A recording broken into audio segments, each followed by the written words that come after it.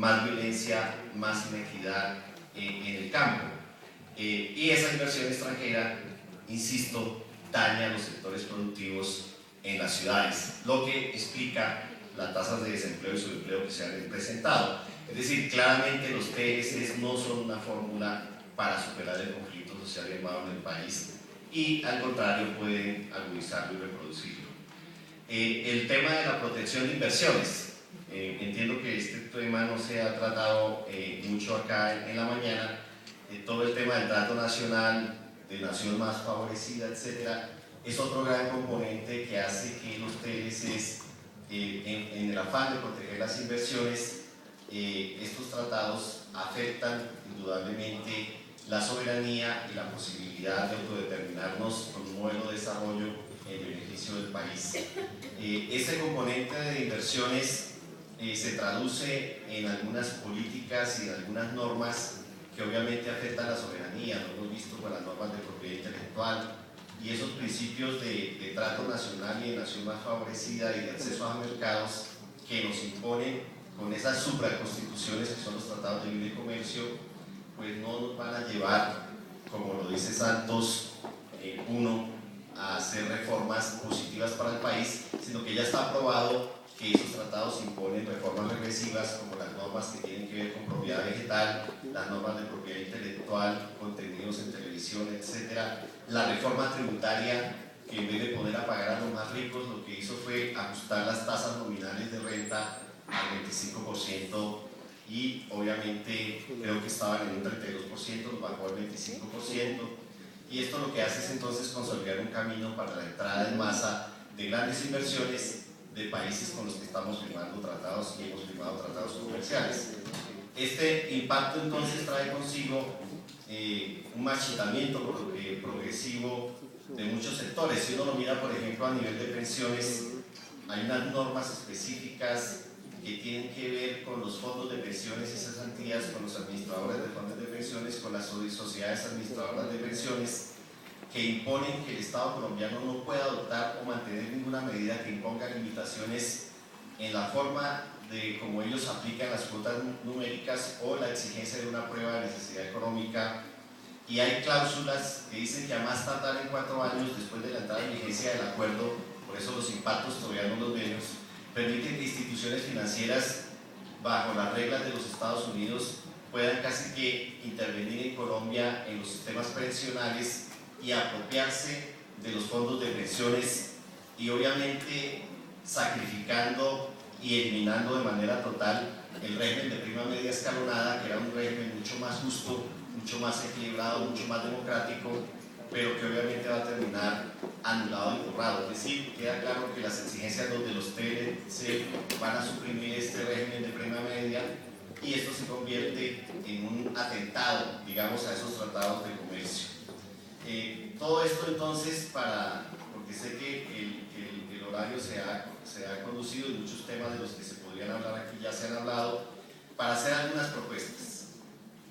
Yo no sé si sea viable pedir la revocatoria de los TLCs, es un poco la consigna que se ha hecho desde el movimiento social y popular. Pareciera que hoy es más políticamente correcto hablar de la necesidad de renegociar algunas partes de los tratados firmados y que ya están en vigencia en Colombia. Creo que tendríamos que pensar en cómo valorar qué aspectos de estos TLCs de alguna manera deberían ser revocados o derogados.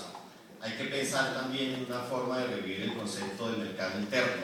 Yo creo que Colombia, con la energía como se ha planteado, con todas las condiciones que tenemos, deberíamos pensar en una economía más hacia adentro, más hacia el mercado interno, más hacia generar condiciones que impulsen la industria nacional, la producción nacional, con referentes de mercados locales, con sectores estratégicos, especialmente la agricultura y la industria, que nos permitan tener un modelo de desarrollo y que sea más compatible con las necesidades del país. Creo yo que también se debe construir un plan de desarrollo para la paz, y ese plan de desarrollo para la paz, en un escenario de violencia como el que hemos pedido, tiene que ver con una recuperación de tierras muy asociada a todo el tema de los baldíos que han sido apropiados ilegalmente por empresas nacionales y transnacionales,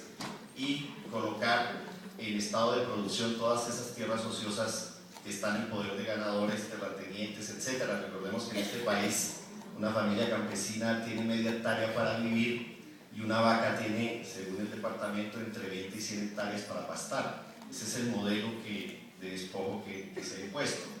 Indudablemente hay que gravar las utilidades del sector financiero y las transacciones que se realizan en los mercados especulativos, que son realmente los que podrían generar recursos nuevos hacia la construcción de la paz. Y hay que crear una institucionalidad, porque si uno mira, por ejemplo, los avances en los puntos de los acuerdos de paz, a uno le preocupa que no hay una institucionalidad que pueda generar condiciones para desarrollar un mercado interno, para lograr que realmente se desarrollen sectores del agro, de la industria, de las finanzas. Y a veces uno añoraría que ciertos institutos, como el Instituto de Fomento Industrial, o como el IDEMA, o como un verdadero instituto de la reforma agraria, o una banca pública de fomento, pudiera ayudarnos realmente a fortalecer nuestras economías nacionales, nuestra producción nacional. Y creo que también hay que mirar en términos de, es decir, nosotros no nos podemos aislar a nivel internacional, pero yo sí creo que si hay que pensar en una integración, hay que pensar en una integración latinoamericana. Es decir, el modelo ha sido que los Estados Unidos, la Unión Europea, los asiáticos, etcétera, arman bloques para defenderse de otros bloques en materia militar, en materia comercial, en materia de integración de todo tipo, unidad de moneda, un parlamento latinoamericano. Y yo creo que el modelo puede ser también pensarnos en una estrategia, en una propuesta latinoamericana de integración que recoja todos estos componentes hacia una comunidad de naciones latinoamericana que realmente nos permita utilizar. Yo creo que Latinoamérica es un continente de oportunidad, y la forma como nos fraccionaron y como nos han fraccionado a partir de los tratados de libre comercio,